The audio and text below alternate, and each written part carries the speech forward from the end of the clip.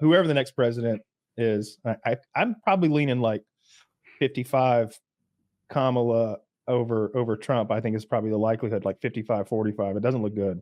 I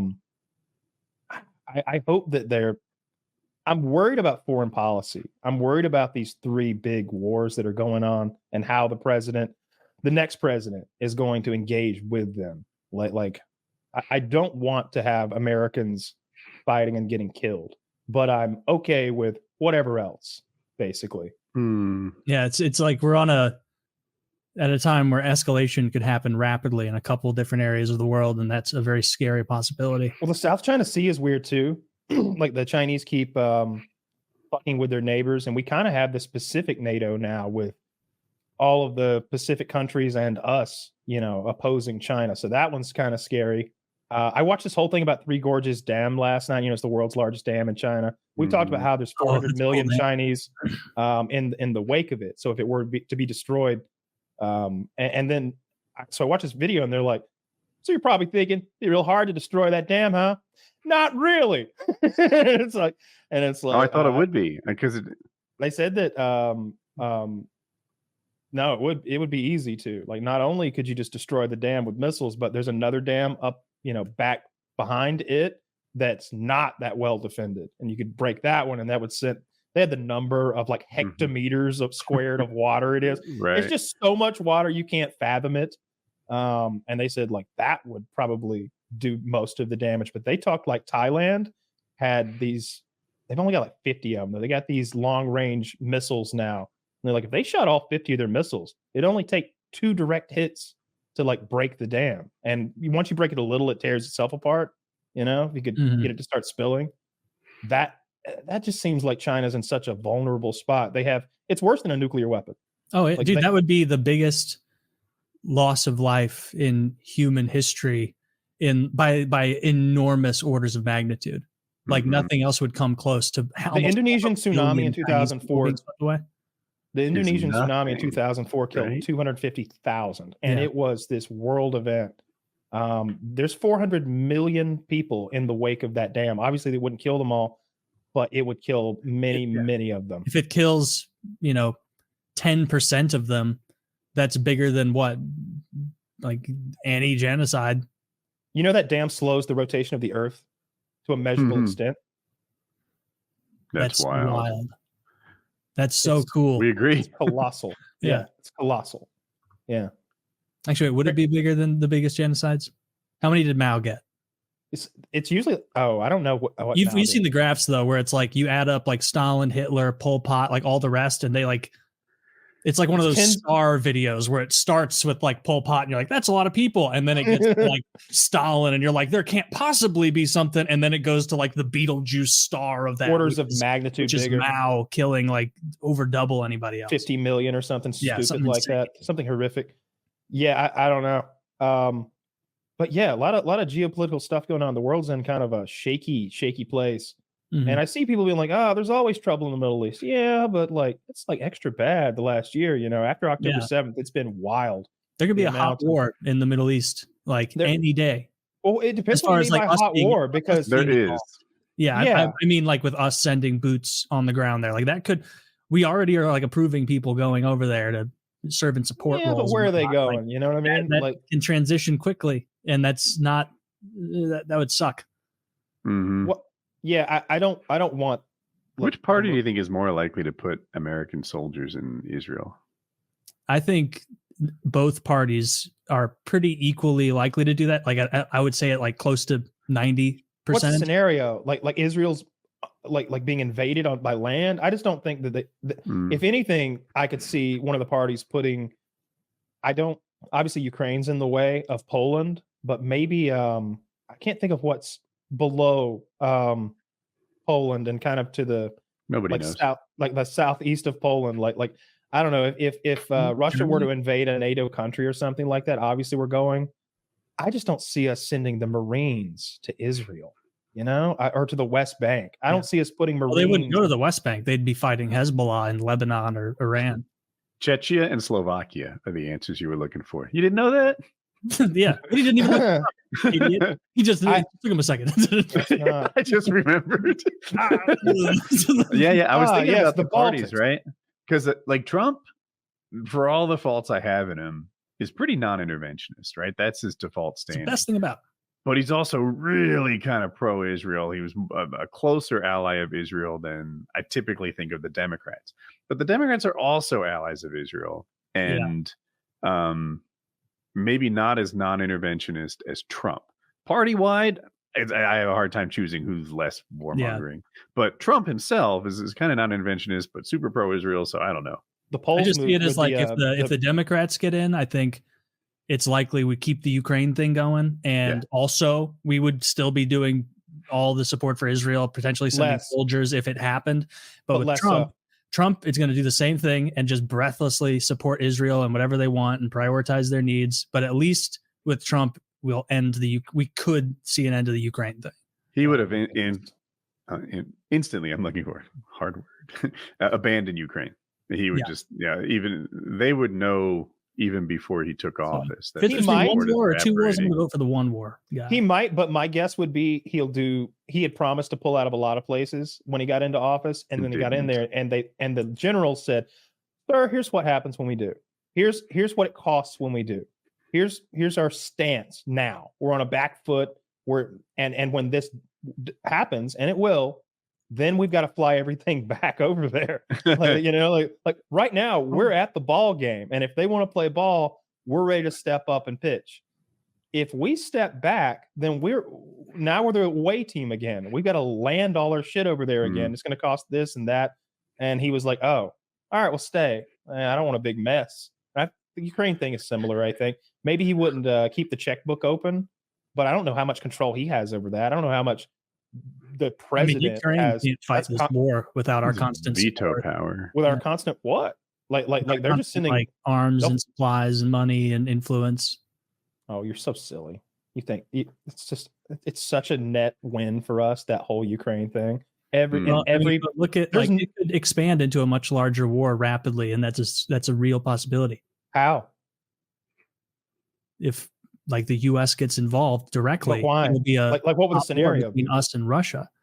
Well, something happens in Ukraine, and then we have strong Ukraine backers who go, "Oh, they just bombed this target in Ukraine," or there was fallout from this target that touched this area of Poland, and so now have World War III. That's happened multiple times, and it wasn't. There's been missiles that accidentally went into Poland and struck. Do you think that there's a 0% chance that it escalates into a very large conflict with Russia? Yes. Yeah, I think it's basically a 0% chance. They're struggling right now. They've been having a hard time for a long time. It's kind of a stalemate, and they keep throwing hundreds of thousands of men. I don't think there's a scenario where they just, unless we completely abandon our ally, that Russia bulldozes through Ukraine and makes a bigger war. If anything, we're keeping the war contained in eastern Ukraine, where it should be, and not making it central, then western Ukraine, and then Poland, or somewhere else. And while Russia is tied up in this never-ending quagmire, this self-made Vietnam they have going on right now, which is what we're doing to them. We're giving them a Vietnam times 10 right now. While they're tied up with that, they can't be off somewhere else tinkering. If they were not involved in Ukraine, the support that they could be lending to Iran right now, how many more ballistic missiles, how many more drones, all of that resource material is being focused in Ukraine. They're borrowing shit from North Korea, which is also good for us. Now the North Koreans don't have as much bullshit to throw at South Korea if we eventually have to deal with them. It's draining our enemy, and it's really not draining us. When they talk about, the more you look into the arms that we have sent, and not just the old stuff, it's like it was going to cost us money to decommission those things. We couldn't just throw them away. We can't just auction them off. Rocket fuel expires, and then the process of taking the old rocket fuel out and putting new rocket fuel in is not cost efficient. It's much better to just send it over. They're going to have to shoot these things at dirt. They were going to bury and destroy a lot of these things. And the 155 millimeter shells that are being made in Scranton, that's a huge jobs program. There's Americans working overtime for that money. I like it. I like all of it. That's such a teeny tiny little amount of jobs for the amount of money leaving the country. It's so many jobs. It's what we do here. The whole military industrial complex is all working overtime. Is killing. It's what we do. That is what we do. Taylor? Yeah.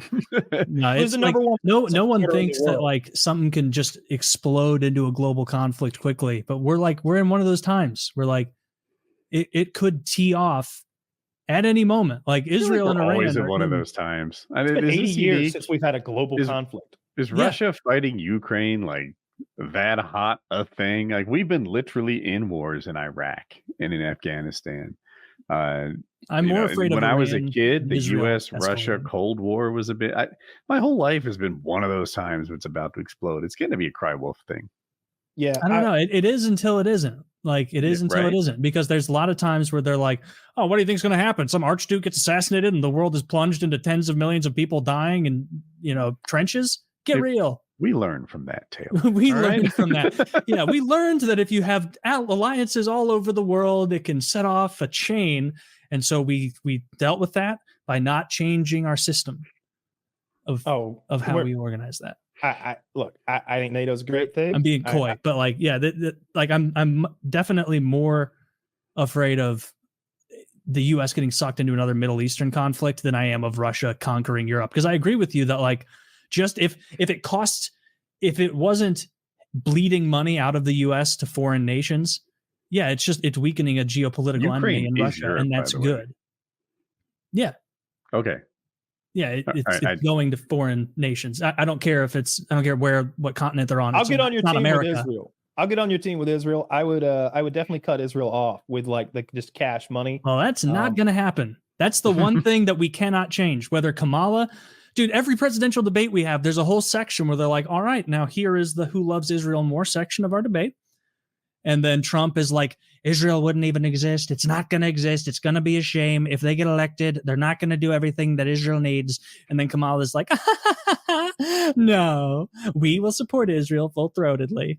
Yeah, I don't think Israel needs us. I think they got this shit under in hand. They seem scary.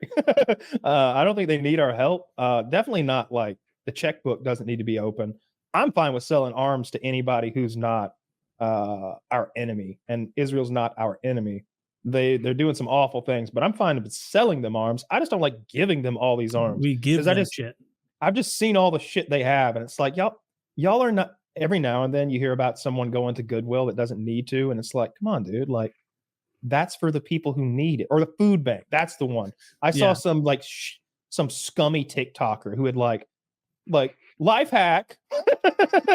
Just go to the food bank and look at all these good soups. Can you believe they just give these to poor? What a scumbag. That's Israel.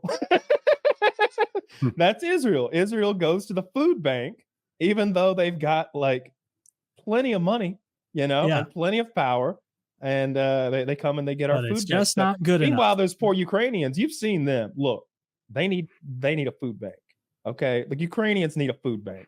They were in a rough go, and what I really like about the Ukrainians, they're fighting and dying for what they're doing. It's not like they're sitting back on their haunches and letting us come in, and they're not like Israel. They're pushing unwilling combatants to the front.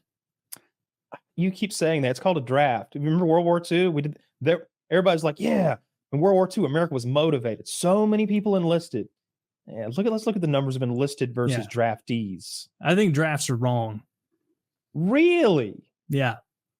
Wow. Yeah, I think it's wrong to have a draft. Wow. I think I think that if a conflict is not impactful directly enough to the people of that nation, that they have to be conscripted into and each person gets to make that decision. We trust everyone with the ability to weigh and measure the geopolitics and the battlefield. Like until they get to your house, exactly. I don't know. It might be a better program to sort of band together and fight than to wait. No, those Greeks and Romans. I mean, we didn't, like most wars, we don't need a draft. And the wars that we do need a draft, like the vast majority of them, they're wars that there was no reason for the U.S. to get involved in anyway. We haven't. The reason we had a draft in Vietnam is because nobody wanted to go, because there's no reason for an American to give two fucks about what happens in Vietnam. Yeah, but that's all fair. But what I'm saying is, like, if we instituted a draft, it would be because we needed the people, not because we wanted them. If Russia showed up on our shores with In what? fucking shit. No, I'm just hypothetical. Like I'm saying, let's say Russia is invading Oregon or something. Immediately, you're going to see people want to volunteer and want to fight because it's in our country now. The reason you need a draft to go, hey, you need to go, hey, kid in 1962, you have to go fight and die in this country you've never heard of for a conflict you don't understand in a proxy war between us and the Soviet Union. Oh, what do you mean nobody wants to do that? He wouldn't People go. would He's sign up. Taylor's right. 9/12 must have been a heck of a day to be a military recruiter. Yes. If we feel threatened and it's actually threatening to us as a people, as Americans, we'll step up. But it's still not enough. But it's still not enough. Just like it wasn't enough in World War II when Pearl Harbor happened. And so they drafted a lot of people. They had a massive draft. You know, the draft, there is no draft right now. I'm not arguing for a continuous draft. I'm saying when you need a draft, you need a draft, you need a draft. Like it's sort of its own thing. If like, I don't know what the conflict would even be. If the Russians nuked Alaska and then started making their way across Canada, we need a draft. We need a draft. I mean, there's not enough time for a draft to work. If they're already in Canada, we've got 3 hours till they're here. Well, that's not how war works. Look at the progress across Ukraine. You're saying at Canada not being able to defend itself. Oh yeah, Canada. Dude, Canadians are fucking you're always mad about those Israelis taking our money. I don't like those Canadians. I feel like are they taking our money? We've given them a pass for far too long. I liked when Trump was fucking with them over the car imports and like turning down meetings with Trudeau. I enjoyed that. Those dirty bastards. It's old Justin Castro. Mm-hmm. He looks a lot like him. Dude, that's a conspiracy that I definitely believe. He looks too much like him. Castro? Fidel Castro? Sorry, you guys are freezing for me. Oh, okay. Yeah, Fidel Castro is Justin Trudeau's father. It's well documented. Sure. Have you seen what Fidel Castro looks like next to Trudeau? And then have you seen the weird angular featured dude that was purportedly his dad? Yeah. It looks it's so close. Clearly. I'm trying to find a picture that compares. The top thing I find is Associated Press. No, Fidel Castro is not Trudeau's father. Oh, well, of course they're going to say that. That'd be a national embarrassment. Written by Justin Trudeau. Now, Zach, throw up a picture of what Justin Trudeau looks like next to his father. That's young Justin Trudeau. Yeah, that's definitely young Trudeau. That's his father. Oh, well, I really just wanted to cast lies upon him. I didn't want proof, if I'm being honest.